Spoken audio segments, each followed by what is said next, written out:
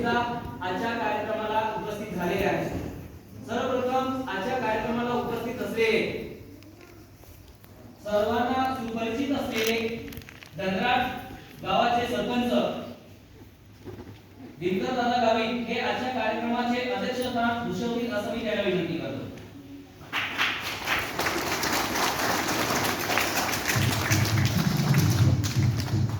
त्याच्यानंतर माननीय श्री खडसे सर आपल्या आजच्या या प्रवेश उत्सवाच्या कार्यक्रमासाठी नियुक्त केलेले खडसे सर उपस्थित आहेत. ते आजच्या कार्यक्रमाचे प्रमुख पाहुणे पद स्वीकारतील असं मी त्यांना विनंती करतो.